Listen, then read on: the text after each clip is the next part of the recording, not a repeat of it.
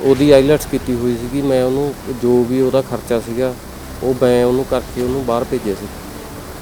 ਉਹਦੇ ਬਾਹਰ ਜਾਣ 'ਤੇ ਜੋ ਵੀ ਖਰਚਾ ਸੀ, ਜਾਂ ਉੱਧਰ ਰਹਿਣ ਦਾ ਖਰਚਾ ਸੀ, ਜਾਂ ਉੱਧਰ ਪੜ੍ਹਾਈ ਦਾ ਖਰਚਾ ਸੀ, ਜੋ ਵੀ ਕੱਪੜੇ ਲੀੜੇ ਦਾ ਜੋ ਵੀ ਸੀਗਾ ਉਹ ਮੇਰੇ ਵੱਲੋਂ ਕੀਤਾ ਗਿਆ ਸੀਗਾ। ਤੇ ਇਹ ਠੱਗੀ ਆ ਜਿਹੜੀ ਫਰਾਡ ਦਿਨੋਂ ਦਿਨ ਵੱਧ ਰਿਹਾ, ਬਹੁਤ ਜ਼ਿਆਦਾ ਫਰਾਡ ਹੋ ਰਿਹਾ। ਜਾਂ ਕੋਈ ਕਿਤੇ ਮੁੰਡਾ ਠੱਗੀ ਮਾਰ ਜਾਂਦਾ, ਕਿਤੇ ਕੁੜੀ ਮਾਰ ਜਾਂਦੀ ਆ ਠੱਗੀ। ਪਰ 2016 ਵਿੱਚ ਆ ਕੇ ਜਦੋਂ ਮੈਂ ਸਾਰੀਆਂ ਫੀਸਾਂ ਭਰ ਚੁੱਕਾ ਸੀ ਉਹਦੀਆਂ, 2016 ਵਿੱਚ ਆ ਕੇ ਉਹਨਾਂ ਨੇ ਮੇਰੇ ਨਾਲ ਗੱਲਬਾਤ ਕਰਨੀ ਬੰਦ ਕਰ ਦਿੱਤੀ। ਫੈਮਿਲੀ ਵਿੱਚ ਮੈਂ ਅਤੇ ਮੇਰੀ ਮਾਤਾ ਰਹਿੰਦੇ ਸੀ, ਅਤੇ ਇਹਨਾਂ ਨੇ ਜਦੋਂ ਮੈਂ 1-2 ਵਾਰ ਪੰਚਾਇਤਾਂ ਵੀ ਭੇਜੀਆਂ, ਇੱਥੋਂ ਪੰਚਾਇਤ ਨਾਲ ਗੱਲਬਾਤ ਕਰਨ ਦੀ ਬਜਾਏ ਕੋਈ ਰਿਸਪੌਂਸ ਨਾ ਦਿੱਤਾ। ਬਹੁਤ ਸੋਚ ਸਮਝ ਕੇ ਰਿਸ਼ਤਾ ਲੈਣਾ ਕਿਸੇ ਦਾ, ਚਾਹੇ ਮੁੰਡੇ ਦਾ ਚਾਹੇ ਕੁੜੀ ਦਾ।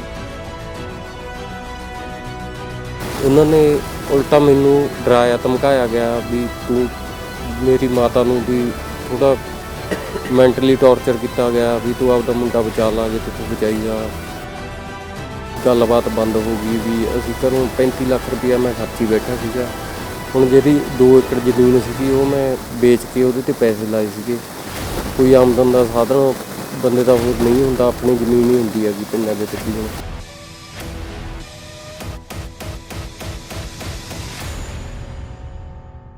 ਉਹ ਬਾਹਰ ਜਾ ਕੇ ਮੇਰੇ ਨਾਲ ਮੁੱਕਰ ਗਈ, ਗੱਲਬਾਤ ਨਹੀਂ ਹੋਈ ਉਦੋਂ ਨਹੀਂ ਕੋਈ। ਬਾਹਰ ਕਿਹੜੀ ਕੰਟਰੀ 'ਚੋਂ ਗਈ ਸੀ? ਆਸਟ੍ਰੇਲੀਆ 'ਚ ਗਈ ਸੀਗੀ ਵੀਰ ਜੀ, ਉਹ ਸਿਡਨੀ ਸ਼ਹਿਰ ਗਈ ਸੀਗੀ।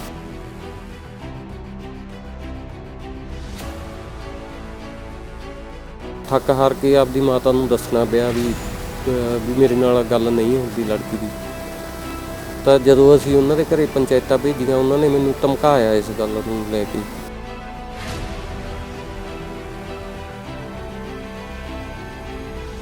ਇਸੇ ਸਮੇਂ ਸੁਣਿਆ ਜਾਂਦਾ ਸੀ ਕਿ ਮੁੰਡੇ ਕੁੜੀਆਂ ਨੂੰ ਪਿੱਛੇ ਛੱਡ ਵਿਦੇਸ਼ਾਂ ਵਿੱਚ ਉਡਾਰੀ ਮਾਰ ਗਏ ਅਤੇ ਪਿੱਛੇ ਰਹਿੰਦੀ ਆਪਣੀ ਪਤਨੀ ਦੀ ਸਾਰ ਨਹੀਂ ਗਈ। ਪਰ ਹੁਣ ਨਵੇਂ ਆਧੁਨਿਕ ਦੌਰ ਦੌਰਾਨ ਕੁੜੀਆਂ ਆਈਲੈਟਸ ਕਰਕੇ ਮੁੰਡਿਆਂ ਵੱਲੋਂ ਖਰਚਾ ਕਰਾ ਕੇ ਮੁੜ ਕੇ ਉਹਨਾਂ ਦੀ ਜਾਤ ਨਹੀਂ ਪੁੱਛਦੀਆਂ। ਕੁਝ ਸਮਾਂ ਪਹਿਲਾਂ ਬਰਨਾਲਾ ਜ਼ਿਲ੍ਹੇ ਦੇ ਪਿੰਡ ਜਗਜੀਤਪੁਰਾ ਵਿਖੇ ਦਾ ਮਾਮਲਾ ਸਾਹਮਣੇ ਆਇਆ ਸੀ। ਹੁਣ ਉਸ ਦੇ ਗੁਆਂਢੀ ਪਿੰਡ ਗਿੱਲ ਕੋਠੇ ਵਿਖੇ ਵੀ ਆਇਆ, ਜਿੱਥੇ ਇੱਕ ਨੌਜਵਾਨ ਹਨ ਪਿਛਲੇ ਕੁਝ ਸਮੇਂ ਤੋਂ 35 ਲੱਖ ਦੇ ਕਰੀਬ ਠੱਗੀ ਵੱਜੀ ਅਤੇ ਉਹ ਨੌਜਵਾਨ ਆਪਣਾ ਘਰ-ਬਾਰ ਵੀ ਪੂਰਾ ਮੁਕੰਮਲ ਤਬਾਹ ਕਰਨ 'ਤੇ ਤੁਲਿਆ ਹੋਇਆ। ਪਰ ਹੁਣ ਦੇਖਦੇ ਹਾਂ ਵੀ ਉਹ ਕੀ ਕਰ ਰਹੇ ਨੇ, ਕੀ ਗੱਲਬਾਤ। ਕੀ ਨਾਮ ਹੈ ਜੀ? ਮੇਰਾ ਨਾਮ ਜਗਰਾਜ ਸਿੰਘ। ਜਗਰਾਜ ਸਿੰਘ ਜੀ, ਤੁਹਾਡਾ ਜਿਹੜਾ ਵਿਆਹ ਹੋਇਆ ਸੀ ਕਦੋਂ ਹੋਇਆ ਸੀ, ਕਿਸ ਕੁੜੀ ਨਾਲ ਹੋਇਆ ਸੀ, ਕੀ ਗੱਲਬਾਤ ਸੀ? ਮੇਰਾ ਵਿਆਹ 27 ਮਾਰਚ 2014 ਨੂੰ ਬਲਜਿੰਦਰ ਕੌਰ ਨਾਮ ਦੀ ਲੜਕੀ ਨਾਲ, ਪੁੱਤਰੀ ਬੇਟੀ ਸਨ ਆਫ ਬਿੱਕਰ ਸਿੰਘ ਅਸਪਾਲ ਖੁਰਦ ਨਾਲ ਹੋਇਆ ਸੀ। ਜਿਹੜਾ ਕਿ ਮੈਂ ਉਹਦੀ ਆਈਲੈਟਸ ਕੀਤੀ ਹੋਈ ਸੀਗੀ। ਮੈਂ ਉਹਨੂੰ ਜੋ ਵੀ ਉਹਦਾ ਖਰਚਾ ਸੀਗਾ ਉਹ ਮੈਂ ਉਹਨੂੰ ਕਰਕੇ ਉਹਨੂੰ ਬਾਹਰ ਭੇਜਿਆ ਸੀ। ਉਹਦੇ ਬਾਹਰ ਜਾਣ 'ਤੇ ਜੋ ਵੀ ਖਰਚਾ ਸੀ, ਜਾਂ ਉੱਧਰ ਰਹਿਣ ਦਾ ਖਰਚਾ ਸੀ, ਜਾਂ ਉੱਧਰ ਪੜ੍ਹਾਈ ਦਾ ਖਰਚਾ ਸੀ, ਜੋ ਵੀ ਕੱਪੜੇ ਲੀੜੇ ਦਾ ਜੋ ਵੀ ਸੀਗਾ ਉਹ ਮੇਰੇ ਵੱਲੋਂ ਕੀਤਾ ਗਿਆ ਸੀਗਾ। ਪਰ 2016 ਵਿੱਚ ਆ ਕੇ ਜਦੋਂ ਮੈਂ ਸਾਰੀਆਂ ਫੀਸਾਂ ਭਰ ਚੁੱਕਾ ਸੀ ਉਹਦੀਆਂ, 2016 ਵਿੱਚ ਆ ਕੇ ਉਹਨਾਂ ਨੇ ਮੇਰੇ ਨਾਲ ਗੱਲਬਾਤ ਕਰਨੀ ਬੰਦ ਕਰ ਦਿੱਤੀ। ਫੈਮਿਲੀ ਵਿੱਚ ਮੈਂ ਅਤੇ ਮੇਰੀ ਮਾਤਾ ਰਹਿੰਦੇ ਸੀ, ਅਤੇ ਇਹਨਾਂ ਨੇ ਜਦੋਂ ਮੈਂ 1-2 ਵਾਰ ਪੰਚਾਇਤਾਂ ਵੀ ਭੇਜੀਆਂ, ਇੱਥੋਂ ਪੰਚਾਇਤ ਨਾਲ ਗੱਲਬਾਤ ਕਰਨ ਦੀ ਬਜਾਏ ਕੋਈ ਰਿਸਪੌਂਸ ਨਾ ਦਿੱਤਾ। ਉਹਨਾਂ ਨੇ ਉਲਟਾ ਮੈਨੂੰ ਡਰਾਇਆ ਧਮਕਾਇਆ ਗਿਆ ਵੀ ਤੂੰ, ਮੇਰੀ ਮਾਤਾ ਨੂੰ ਵੀ ਥੋੜ੍ਹਾ ਮੈਂਟਲੀ ਟੌਰਚਰ ਕੀਤਾ ਗਿਆ ਵੀ ਤੂੰ ਆਪਦਾ ਮੁੰਡਾ ਬਚਾ ਲਾ, ਜੇ ਤੈਥੋਂ ਬਚਾਈ ਜਾ।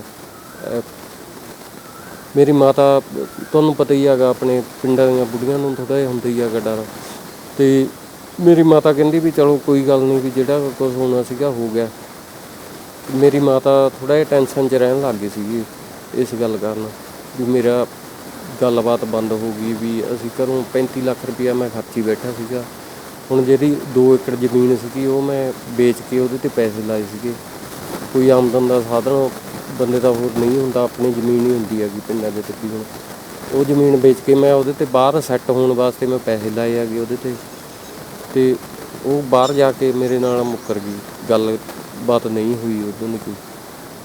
ਬਾਹਰ ਕਿਹੜੀ ਕੰਟਰੀ 'ਚੋਂ ਗਈ ਸੀ? ਆਸਟ੍ਰੇਲੀਆ 'ਚ ਗਈ ਸੀਗੀ ਵੀਰ ਜੀ, ਉਹ ਸਿਡਨੀ ਸ਼ਹਿਰ ਗਈ ਸੀਗੀ 2014 ਦੀ। ਤੁਹਾਡੇ ਨਾਲ ਕੋਈ ਤਾਲਮੇਲ ਵੀ ਰਿਹਾ ਹੋਊਗਾ ਜਿੰਨੇ ਚਿਰ ਤੋਂ ਉੱਥੇ ਗਈ ਆ? ਹਾਂਜੀ, ਮੇਰੇ ਨਾਲ ਪਹਿਲਾਂ 2014 ਤੋਂ ਲੈ ਕੇ 16 ਤੱਕ ਵਧੀਆ ਗੱਲ ਹੁੰਦੀ ਰਹੀ ਆ। ਲਾਸਟ ਫੀਸ ਮੈਂ ਉਹਨੂੰ 2015 'ਚ ਭੇਜੀ ਸੀਗੀ। 2015 'ਚ ਉਹਨੇ ਟਾਲ ਮਟੋਲ ਕਰਨੇ ਸ਼ੁਰੂ ਕਰਤੇ, ਗੱਲ ਨਹੀਂ ਕਰਨੀ, ਕਈ ਘੰਟੇ ਮੇਰੇ ਕੋਲ ਫੋਨ ਨਹੀਂ ਆਉਣਾ, ਜਦੋਂ ਵੀ ਫੋਨ ਕਰਨਾ ਲੜਨ ਲੱਗ ਜਾਣਾ। ਇੱਦਾਂ ਹੁੰਦਾ ਰਿਹਾ। ਮੇਰੇ ਨਾਲ ਗੱਲ ਕਰਨੀ ਜਦੋਂ ਬੰਦ ਕਰ ਦਿੱਤੀ, ਮੈਂ ਵੀ ਥੋੜ੍ਹਾ ਜਿਹਾ ਮੈਂਟਲੀ ਅਪਸੈਟ ਰਹਿਣ ਲੱਗ ਗਿਆ। ਮੈਂ ਆਪਦੇ ਘਰੇ ਇਹ ਗੱਲ ਨਹੀਂ ਦੱਸੀ ਵੀ ਮੇਰੇ ਨਾਲ ਗੱਲ ਨਹੀਂ ਹੋਈ। ਮੇਰੀ ਮਾਤਾ ਮੈਨੂੰ ਕਹਿਣ ਲੱਗੀ ਵੀ ਤੂੰ ਕੋਈ ਦੱਸਦਾ ਨਹੀਂ ਆਪਦੀ ਫਾਈਲ ਬਾਰੇ, ਕੀ ਕਰ ਰਿਹਾ ਕੀ ਨਹੀਂ ਕਰ ਰਿਹਾ। ਮੈਂ ਹੁਣ ਫਿਰ ਮੈਨੂੰ ਥੱਕ ਹਾਰ ਕੇ ਆਪਦੀ ਮਾਤਾ ਨੂੰ ਦੱਸਣਾ ਪਿਆ ਵੀ ਮੇਰੇ ਨਾਲ ਗੱਲ ਨਹੀਂ ਹੁੰਦੀ ਲੜਕੀ ਦੀ। ਤਾਂ ਜਦੋਂ ਅਸੀਂ ਉਹਨਾਂ ਦੇ ਘਰੇ ਪੰਚਾਇਤਾਂ ਭੇਜੀਆਂ, ਉਹਨਾਂ ਨੇ ਮੈਨੂੰ ਧਮਕਾਇਆ ਇਸ ਗੱਲ ਨੂੰ ਲੈ ਕੇ ਵੀ ਮੇਰੀ ਮਾਤਾ ਨੂੰ ਵੀ ਥੋੜ੍ਹਾ ਜਿਹਾ ਪ੍ਰੈਸ਼ਰ ਪਾਇਆ ਉਹਨਾਂ 'ਤੇ ਵੀ ਸਾਨੂੰ ਨਹੀਂ ਪਤਾ ਸਾਡੀ ਕੁੜੀ ਦਾ ਤੁਹਾਡੇ ਮੁੰਡੇ ਨਾਲ ਗੱਲਬਾਤ ਹੁੰਦੀ ਹੋਊਗੀ, ਸਾਨੂੰ ਤਾਂ ਕੋਈ ਪਤਾ ਨਹੀਂ। ਮੇਰੀ ਲਵ ਮੈਰਿਜ ਸੀਗੀ ਵੀਰ ਜੀ। ਮੈਂ ਆਪਦੇ ਘਰਦਿਆਂ ਨੇ ਵੀ ਥੋੜ੍ਹਾ ਚਲੋ ਪ੍ਰੈਸ਼ਰ ਪਾ ਕੇ ਮੈਂ ਮੈਰਿਜ ਕਰਵਾਈ ਸੀਗੀ। ਮੈਂ ਸਾਰਾ ਕੁਝ ਦਾਅ 'ਤੇ ਲਾ ਕੇ ਸਾਰੇ ਰਿਸ਼ਤੇਦਾਰਾਂ ਨੂੰ, ਚਲੋ ਇੱਕ ਵੇਲਾ ਐਂ ਹੁੰਦਾ ਗਾ ਵੀ ਸਾਰੇ ਰਿਸ਼ਤੇਦਾਰ ਆਪਣੇ ਨਾਲ ਮੂੰਹ ਮੋੜ ਲੈਂਦੇ ਹੈਗੇ। ਸਾਰੇ ਰਿਸ਼ਤੇਦਾਰਾਂ ਨੇ ਮੂੰਹ ਵੀ ਮੋੜ ਲਿਆ ਸੀਗਾ ਮੇਰੇ ਨਾਲੋਂ। ਚਲੋ ਫਿਰ ਵੀ ਮੈਂ ਪ੍ਰੈਸ਼ਰ ਪਾ ਕੇ ਸਾਰਿਆਂ 'ਤੇ ਵੀ ਮੈਂ ਕਿਹਾ ਚਲੋ ਮੈਂ ਸੈੱਟ ਹੋ ਜਾਊਂਗਾ ਆਪਣੇ ਆਪ, ਵੀ ਮੈਂ ਬਾਹਰ ਚੱਲ ਜਾਊਂਗਾ। ਮੈਂ ਬਾਹਰ ਜਾਣ ਦੇ ਸੁਪਨੇ ਦੇਖ ਕੇ ਬਸ ਮੈਂ 35 ਲੱਖ 'ਚ ਠੱਗੀ ਖਾ ਗਿਆ। ਤੁਸੀਂ ਹੁਣ ਕੀ ਕਾਰਵਾਈ, ਪੁਲਿਸ ਨੇ ਤੁਹਾਡੇ 'ਤੇ ਕੀ ਕਾਰਵਾਈ ਕੀਤੀ ਆ ਪਰਿਵਾਰਕ ਮੈਂਬਰਾਂ 'ਤੇ, ਤੇ ਕਿਹੜੇ ਉਹਨਾਂ ਦੇ ਵਿੱਚ ਦੋਸ਼ੀ? ਪੁਲਿਸ ਨੇ ਕਾਰਵਾਈ ਉਹਨਾਂ 'ਤੇ ਪਰਚਾ ਦਰਜ ਹੋ ਗਿਆ ਜੀ। ਜਿਹੜੀ ਠੱਗੀ ਕੀਤੀ ਹੈਗੀ 420 ਦਾ ਪਰਚਾ ਦਰਜ ਹੋ ਗਿਆ ਜੀ ਉਹਨਾਂ 'ਤੇ। ਵਧੀਆ ਪ੍ਰਸ਼ਾਸਨ ਨੇ ਮੇਰਾ ਵਧੀਆ ਸਾਥ ਦਿੱਤਾ ਜੀ। ਪ੍ਰਸ਼ਾਸਨ ਨੇ ਮੇਰਾ ਮੁੱਢ ਤੋਂ ਹੀ ਪੂਰਾ ਵਧੀਆ ਢੰਗ ਨਾਲ ਸਾਥ ਦਿੱਤਾ ਜੀ। ਮੈਨੂੰ ਵਧੀਆ ਗਾਈਡ ਕੀਤਾ ਸਾਰਿਆਂ ਨੇ। SSP ਸੰਦੀਪ ਗੋਇਲ ਸਾਹਿਬ ਦੇ ਮੈਂ ਦਰਖਾਸਤ ਦਿੱਤੀ ਸੀਗੀ 2020 'ਚ ਆ ਕੇ। ਪਹਿਲਾਂ ਦਰਖਾਸਤ ਮੈਂ ਤਾਂ ਨਹੀਂ ਦਿੱਤੀ, ਮੇਰੀ ਮਾਤਾ ਨੇ ਮੈਨੂੰ ਰੋਕਿਆ ਹੋਇਆ ਸੀਗਾ। ਫਿਰ 2019 'ਚ ਆ ਕੇ ਮੇਰੀ ਮਾਤਾ ਦੀ ਡੈਥ ਹੋ ਜਾਂਦੀ ਹੈ ਜੀ 3 ਸਤੰਬਰ ਨੂੰ। ਉਹ ਵੇਲਾ ਮੇਰੇ ਲਈ ਬਹੁਤ ਭਿਆਨਕ ਹੋ ਗਿਆ ਜੀ। ਫਿਰ ਉਦੋਂ ਨਾ ਮੈਂ ਸੋਚਿਆ ਵੀ ਹੁਣ ਮੇਰੀ ਤਾਂ ਇਹ ਦੁਨੀਆ ਚਲੋ ਮੇਰੀ ਮਾਤਾ ਨਾਲ ਹੀ ਸੀਗੀ। ਜਦੋਂ ਫਿਰ ਮੈਂ ਸੋਚਿਆ ਵੀ ਚਲੋ ਹੁਣ ਮੈਂ ਤਾਂ ਉੱਜੜ ਹੀ ਗਿਆ ਜੀ, ਹੁਣ ਕਿਉਂ ਨਾ ਵੀ ਉਹਨਾਂ ਨਾਲ ਗੱਲਬਾਤ ਕੀਤੀ ਜਾਵੇ। ਮੈਂ ਫਿਰ ਵੀ ਚਲੋ ਮੇਰੇ ਮਾਮਾ ਜੀ ਨੇ ਉਹਨੂੰ ਮੇਰੇ ਸਹੁਰਾ ਸਾਹਿਬ ਨਾਲ ਗੱਲਬਾਤ ਕੀਤੀ, ਤੈਅ ਕਰਨੀ ਵੀ ਚਲੋ ਆਪਾਂ ਰਾਜ਼ੀਨਾਮਾ ਕਰਕੇ ਵੀ ਕੁੜੀ ਨਾਲ ਗੱਲ ਕਰਦੇ ਆਂਗੇ ਵੀ ਕੀ ਕਹਿੰਦੀ ਹੈਗੀ। ਉਹਨਾਂ ਨੇ ਫਿਰ ਵੀ ਕੋਈ ਰਿਸਪੌਂਸ ਨਹੀਂ ਦਿੱਤਾ। ਫਿਰ ਮੈਂ ਉਹਨਾਂ 'ਤੇ ਦਰਖਾਸਤ ਦਿੱਤੀ ਹੈ ਜੀ 2020 'ਚ ਜਨਵਰੀ 'ਚ। ਮੇਰੀ ਮਾਤਾ ਦੀ ਡੈਥ ਤੋਂ ਬਾਅਦ ਹੀ, ਹਾਲਾਂਕਿ ਉਹਨੂੰ ਆਉਣਾ ਤਾਂ ਪਹਿਲਾਂ ਚਾਹੀਦਾ ਜੀ। ਮੇਰੀ ਮਾਤਾ ਬਹੁਤ ਪਰੇਸ਼ਾਨੀ 'ਚ ਰਹੀ ਹੈਗੀ, ਬਿਮਾਰ ਬਹੁਤ ਰਹਿੰਦੇ ਰਹੇ ਹੈਗੇ, ਮੈਂਟਲੀ ਅਪਸੈਟ ਵੀ ਰਹੇ ਹੈਗੇ ਥੋੜ੍ਹਾ ਬਹੁਤ। ਅਤੇ ਹਾਲਾਂਕਿ ਉਹਨੂੰ ਆਉਣਾ ਪਹਿਲਾਂ ਚਾਹੀਦਾ ਸੀਗਾ। ਜਦੋਂ 2019 'ਚ 3 ਸਤੰਬਰ ਨੂੰ ਮੇਰੀ ਮਾਤਾ ਦੀ ਡੈਥ ਹੁੰਦੀ ਹੈ ਜੀ, ਫਿਰ ਉਹ 31 ਦਸੰਬਰ ਨੂੰ ਆਉਂਦੀ ਹੈਗੀ ਇੰਡੀਆ 'ਚ। ਫਿਰ ਮੈਨੂੰ ਪਤਾ ਲੱਗਦਾ ਵੀ 31 ਦਸੰਬਰ ਨੂੰ ਜਦੋਂ ਆਈ ਹੈਗੀ ਉਹ, ਮੈਨੂੰ ਪਤਾ ਲੱਗਦਾ ਕਿਤੋਂ ਵੀ ਉਹਨੇ ਮੈਰਿਜ ਕਰਵਾਉਣ ਵਾਸਤੇ ਆਈ ਆ। ਮੈਂ ਦਰਖਾਸਤ ਦਿੱਤੀ ਹੋਈ ਸੀਗੀ ਜਨਵਰੀ 'ਚ, 1 ਜਨਵਰੀ 2020 ਨੂੰ ਮੈਂ ਦਰਖਾਸਤ ਦਿੱਤੀ। ਫਿਰ ਉਹਨਾਂ ਨੇ 2-4 ਦਿਨਾਂ ਦੇ ਵਿੱਚ ਹੀ ਵਾਪਸ ਭੇਜਤੀ ਆਪਦੀ ਕੁੜੀ। ਪਤਾ ਨਹੀਂ ਕਿਹੜੇ ਹਿਸਾਬ ਨਾਲ ਭੇਜੀ ਹੈਗੀ, ਕਿਵੇਂ ਨਹੀਂ। ਅਤੇ ਪਰ ਪ੍ਰਸ਼ਾਸਨ ਨੇ ਮੇਰਾ ਵਧੀਆ ਸਾਥ ਦਿੱਤਾ ਜੀ, ਪਰਚਾ ਦਰਜ ਕੀਤਾ ਜੀ। ਮੈਨੂੰ ਬਸ ਹੁਣ ਪ੍ਰਸ਼ਾਸਨ ਤੋਂ ਅੱਗੇ ਵੀ ਇਹੀ ਆਸ ਹੈ ਜੀ, ਮੈਨੂੰ ਵਧੀਆ ਇਨਸਾਫ ਮਿਲੂਗਾ ਜੀ। ਉਹਨਾਂ 'ਤੇ ਬਣਦੀ ਕਾਰਵਾਈ ਹੈਗੀ ਜਿਹੜੀ ਹੋਰ ਕਰਨਗੇ ਜੀ। ਵਧੀਆ ਮੁੱਢ ਤੋਂ ਹੀ ਵਧੀਆ ਸਾਥ ਰਿਹਾ ਜੀ ਮੇਰਾ। ਤੁਹਾਡੀ ਮੈਰਿਜ ਰਜਿਸਟਰਡ ਹੋ ਚੁੱਕੀ ਸੀ? ਹਾਂਜੀ, ਮੇਰੀ ਮੈਰਿਜ ਰਜਿਸਟਰਡ ਹੋਈ ਆ। ਬਕਾਇਦਾ ਸਾਰੇ ਪ੍ਰੂਫ ਮੇਰੇ ਕੋਲ ਹੈਗੇ ਆ ਜੀ।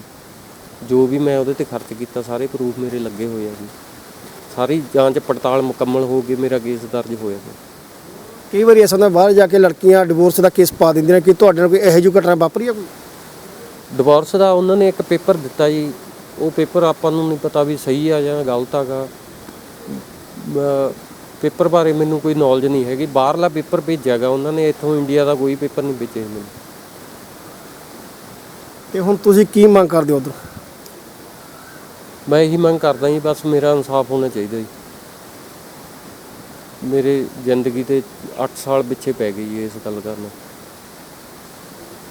ਬਸ ਇਹੀ ਹੈਗਾ ਵੀ ਮੇਰਾ ਟਾਈਮ ਵਾਪਸ ਆ ਜੇ, ਮੇਰਾ ਜੋ ਵੀ ਸੀਗਾ ਮੇਰੇ ਕੋਲ ਮੇਰਾ ਵਾਪਸ ਆ ਜੇ। ਮੈਂ 2 ਕਿੱਲੇ ਵੇਚ ਕੇ, ਆਪਣੀ 2 ਏਕੜ ਜ਼ਮੀਨ ਵੇਚ ਕੇ ਮੈਂ ਸਾਰਾ ਖਰਚਾ ਕੀਤਾ ਜੀ, 35 ਲੱਖ ਰੁਪਈਆ ਲਾ ਕੇ। ਜਿਸ ਤਰ੍ਹਾਂ ਅੱਜ ਕੱਲ੍ਹ ਇਹ ਦੌਰ ਚੱਲ ਰਿਹਾ ਵੀ ਕੁੜੀਆਂ ਆਈਲੈਟਸ ਕਰਕੇ ਮੁੰਡਿਆਂ ਤੋਂ ਖਰਚਾ ਕਰਾ ਕੇ ਬਾਹਰ ਚਲੇ ਜਾਂਦੇ, ਮੁੜ ਕੇ ਪੁੱਛ ਗਿੱਛ ਨਹੀਂ ਕਰਦੀਆਂ, ਤੇ ਉਹਨਾਂ ਨਵੇਂ ਮੁੰਡਿਆਂ ਨੂੰ ਤੁਸੀਂ ਕੀ ਸੰਦੇਸ਼ ਦੇਣਾ ਚਾਹੁੰਦੇ? ਮੈਂ ਤਾਂ ਇਹੀ ਕਹਿੰਦਾ ਜੀ ਵੀ ਗੁੰਮਰਾਹ ਨਾ ਹੋਣ ਮੁੰਡੇ। ਸਾਰੀ ਜਾਂਚ ਪੜਤਾਲ ਆਪਣੀ ਕੁੜੀ ਬਾਰੇ ਕਰਕੇ ਫਿਰ ਕੋਈ ਫੈਸਲਾ ਲੈਣਾ। ਮੈਂ ਵੀ ਬਹੁਤ ਬੁਰੇ ਵਕਤ 'ਚੋਂ ਗੁਜ਼ਰਿਆ ਜੀ। ਮੈਂ ਵੀ ਇੱਕ ਟਾਈਮ ਇਹੋ ਜਿਹਾ ਸੀਗਾ ਵੀ ਮੈਂ ਸੁਸਾਈਡ ਕਰਨ ਤੱਕ ਵੀ ਸੋਚਿਆ ਸੀਗਾ। ਪਰ ਚਲੋ ਜਦੋਂ ਪ੍ਰਸ਼ਾਸਨ ਨੇ ਵਧੀਆ ਮੇਰੇ ਨਾਲ ਸਾਥ ਦਿੱਤਾ ਜੀ, ਫਿਰ ਮੈਨੂੰ ਆਸ ਵੱਜ ਗਈ ਇੱਕ। ਉਹ ਆਸ ਅੱਜ ਮੈਨੂੰ ਵਧੀਆ, ਜਾਣੀ ਕਿ ਉਹਨਾਂ ਨੇ ਜਿਹੜਾ ਪਰਚਾ ਦਿੱਤਾ ਗਿਆ ਜੀ ਉਹਨਾਂ 'ਤੇ ਵਧੀਆ, ਉਹ ਮੈਨੂੰ ਵਧੀਆ, ਮੈਂ ਸੰਤੁਸ਼ਟ ਹਾਂਗਾ ਜੀ ਉਹਦੇ ਨਾਲ। ਅਗਲੀ ਜਿਹੜੀ ਕਾਰਵਾਈ ਹੋਊਗੀ ਉਹ ਵੀ ਮੈਂ ਪ੍ਰਸ਼ਾਸਨ ਤੋਂ ਆਸ ਕਰਦਾ ਜੀ, ਵਧੀਆ ਕਾਰਵਾਈ ਹੋਊਗੀ ਮੇਰੇ ਕੇਸ ਦੀ। ਪਰਚਾ ਕਿਸ ਪਿੰਡ ਦੇ ਮੁੰਡਿਆਂ ਦਾ, ਕਿਸ ਪਿੰਡ ਦੇ ਪਰਿਵਾਰਕ ਮੈਂਬਰਾਂ ਤੇ ਤੇ ਕਿੰਨੇ ਕੁ ਮੈਂਬਰ? ਅਸਪਾਲ ਖੁਰਦ ਤੋਂ ਜੀ। ਇੱਕ ਤਾਂ ਮੇਰੇ ਸਹੁਰਾ ਸਾਹਿਬ ਆ ਬਿੱਕਰ ਸਿੰਘ ਜੀ, ਇੱਕ ਮੇਰੇ ਸਾਲਾ ਹੈਗਾ ਜੀ ਪਰਮਿੰਦਰ ਸਿੰਘ ਉਰਫ ਹੈਪੀ, ਤੇ ਇੱਕ ਮੇਰੀ ਸੱਸ ਹੈਗੀ ਬਲਜਿੰਦਰ ਕੌਰ ਦੀ ਮਾਤਾ ਸੁਖਪਾਲ ਕੌਰ ਜੀ। ਇਹਨਾਂ 'ਤੇ ਪਰਚਾ ਹੋਇਆ ਸੀ।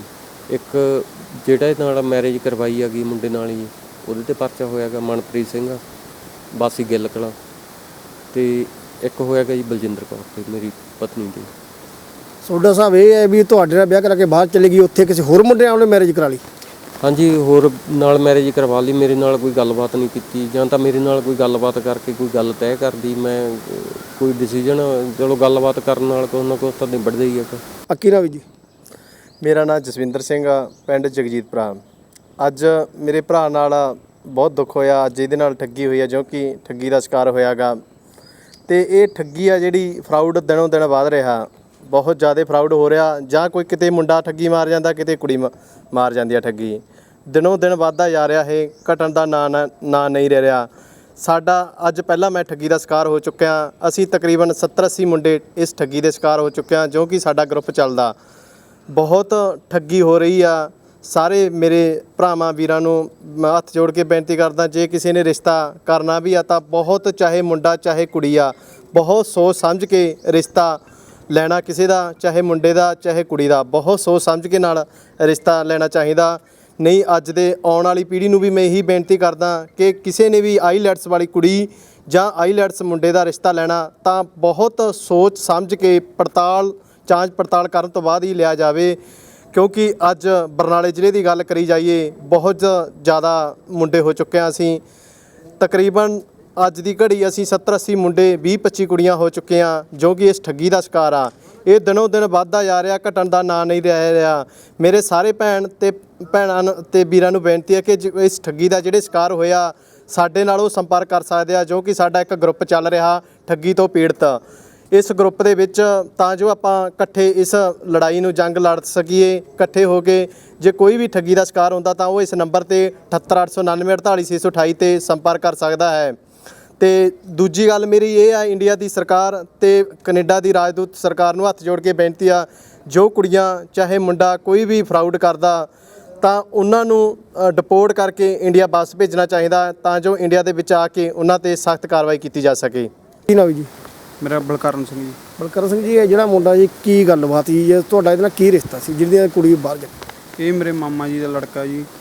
ਤੇ ਮੁੜ ਕੇ ਮੈਂ ਜਦੋਂ ਮੈਨੂੰ ਪਤਾ ਲੱਗਿਆ ਵੀ ਇਹਦੇ ਨਾਲ ਆਹ ਘਟਨਾ ਵਾਪਰੀ, ਇਹਦੀ ਮੰਮਾ ਜੀ ਪਹਿਲਾਂ ਜਿਉਂਦੇ ਸੀਗੇ, ਜਦੋਂ ਡੈਥ ਹੋ ਗਈ ਉਸ ਤੋਂ ਬਾਅਦ ਮੈਂ ਇਹਨੂੰ ਕਾਲਾਂ ਵਗੈਰਾ ਕਰੀਆਂ, ਇਹਨੂੰ ਫੋਨ ਲਾਏ, ਇਹਨੇ ਮੇਰਾ ਕੋਈ ਫੋਨ ਨਹੀਂ ਚੱਕਿਆ। ਪਹਿਲਾਂ ਚੱਕ ਲੈਂਦਾ ਸੀਗਾ, ਤੇ ਉਸ ਤੋਂ ਬਾਅਦ ਮੇਰੀ ਮੰਮਾ ਜੀ ਕਹਿੰਦੇ ਵੀ ਦੇਖ ਕੇ ਆ ਤੂੰ ਉੱਥੇ ਜਾ। ਇਹਦੇ ਘਰੇ ਆ ਕੇ ਦੇਖਿਆ ਵੀ ਇੱਥੇ ਦੇਖਿਆ ਵੀ ਬਹੁਤ ਡਿਪਰੈਸ਼ਨ ਚਲਾ ਗਿਆ ਜੀ, ਵੀ ਮੈਂਟਲੀ ਹਾਲਤ ਸੀਗੀ। ਉਦੋਂ ਗਰਮੀਆਂ ਸੀਗੀਆਂ, ਕੋਈ ਫੈਨ ਨਹੀਂ ਚੱਲਦੀ ਕੁਛ ਵੀ। ਤੇ ਇਹਨੂੰ ਫਿਰ ਮੈਂ ਗੱਡੀ 'ਚ ਬਿਠਾ ਕੇ ਘਰੇ ਲੈ ਗਿਆ ਤੇ ਮੈਡੀਸਨ ਦਵਾਈ ਡਾਕਟਰ ਤੋਂ, ਤੇ ਹੁਣ ਉਹ ਮੇਰੇ ਕੋਲ ਕਾਫੀ ਸਮੇਂ ਤੋਂ ਮੇਰੇ ਕੋਲ ਹੀ ਰਹਿ ਰਿਹਾ ਜੀ। ਤੁਸੀਂ ਕੀ ਬਾਹਰਲੀਆਂ ਏਜੰਸੀਆਂ ਤੋਂ ਕੀ ਮੰਗ ਕਰਦੇ ਹੋ ਵੀ ਜਿਹੜੀਆਂ ਇਸ ਤਰ੍ਹਾਂ ਦੀਆਂ ਕੁੜੀਆਂ ਵਿਆਹ ਕਰਾ ਕੇ ਵਗ ਜਾਂਦੀਆਂ, ਮੁੜ ਕੇ ਪਿੱਛੇ ਪੁੱਛ-ਗਿੱਛ ਨਹੀਂ ਕਰਦੇ ਨੌਜਵਾਨਾਂ ਨਾਲ, ਇਹਨਾਂ ਧੱਕਾ ਹੋ ਰਿਹਾ, ਇਹਦੇ ਬਾਰੇ ਤੁਸੀਂ ਕੀ ਕਹਿਣਾ ਚਾਹੁੰਦੇ? ਮੈਂ ਤਾਂ ਪ੍ਰਸ਼ਾਸਨ ਤੋਂ ਇਹੀ ਮੰਗ ਕਰਦਾ, ਜੋ ਕੁੜੀਆਂ ਵੀ ਮੁੰਡਿਆਂ ਨਾਲ ਧੋਖਾ ਦੇ ਰਹੀਆਂ ਤੇ ਉਹਨਾਂ ਦੀ ਜ਼ਿੰਦਗੀ ਖਰਾਬ ਕਰ ਰਹੀਆਂ ਨੇ, ਵੀ ਉਹਨਾਂ ਨੂੰ ਡਿਪੋਰਟ ਕੀਤਾ ਜਾਵੇ ਤੇ ਇੰਡੀਆ ਭੇਜਿਆ ਜਾਵੇ, ਤੇ ਬਣਦੀ ਕਾਰਵਾਈ ਉਹਨਾਂ 'ਤੇ ਕੀਤੀ ਜਾਵੇ ਕਿ ਕਿਸੇ ਅੱਗੇ ਤੋਂ ਹੋਰ ਮੁੰਡਿਆਂ ਨਾਲ ਵੀ ਇਦਾਂ ਦਾ ਕੋਈ ਗੁਨਾਹ ਨਾ ਹੋਵੇ।